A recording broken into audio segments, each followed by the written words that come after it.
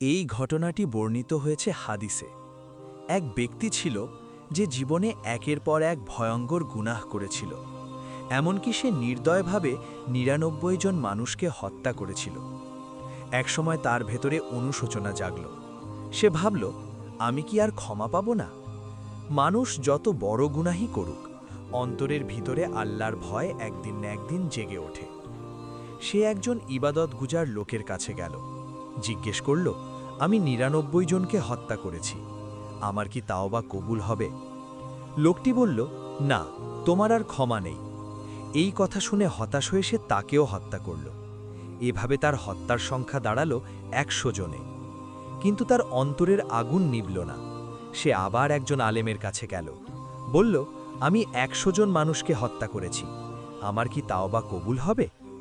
এই আলেম ছিলেন জ্ঞানী ও দয়ালু। তিনি বললেন, কে তোমার আর আল্লাহর মাঝে বাধা হবে? অবশ্যই তাওবার দরজা খোলা আছে। তারপর তিনি তাকে বললেন, তুমি যে এলাকায় থাকো সেখানে মানুষ খারাপ কাজে লিপ্ত, তুমি সেই জায়গা ছেড়ে ভালো মানুষের এলাকায় চলে যাও, সেখানে গিয়ে আল্লাহর ইবাদত করো। লোকটি সঙ্গে সঙ্গে রওনা দিল। সে জানত এই যাত্রাই তার জীবনের মোড় ঘুরিয়ে দিতে পারে।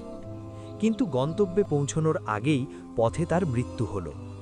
এবার ফেরেশতারা এলেন। রহমতের ফেরেশতা বললেন, সে তাওবা করে আল্লাহর দিকে ফিরে আসছিল। শাস্তির ফেরেশতা বললেন, কিন্তু সে ১০০ জনকে হত্যা করেছে। তখন আল্লাহ তাআলা জমিনকে নির্দেশ দিলেন দূরত্ব মেপে দেখতে। দেখা গেল সে যে গ্রাম ছেড়ে এসেছে তার চেয়ে ভালো গ্রামের দিকে ১ হাত বেশি এগিয়েছিল। তাই আল্লাহ তাকে ক্ষমা করে দিলেন।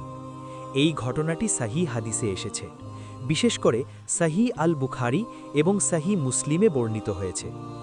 এই ঘটনার শিক্ষা কি? প্রথম শিক্ষা, গুনাহ যত বড়ই হোক, আল্লাহর রহমত তার চেয়ে বড়। দ্বিতীয় শিক্ষা, শুধু মুখে তাওবা নয়, পরিবেশ বদলানোও জরুরি।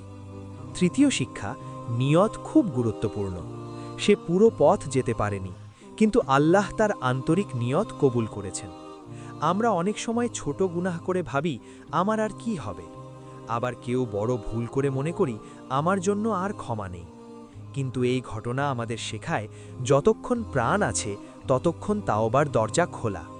হয়তো আজই সেই দিন যেদিন আমরা একটি গুনাহ চিরতরে ছেড়ে দিতে পারি।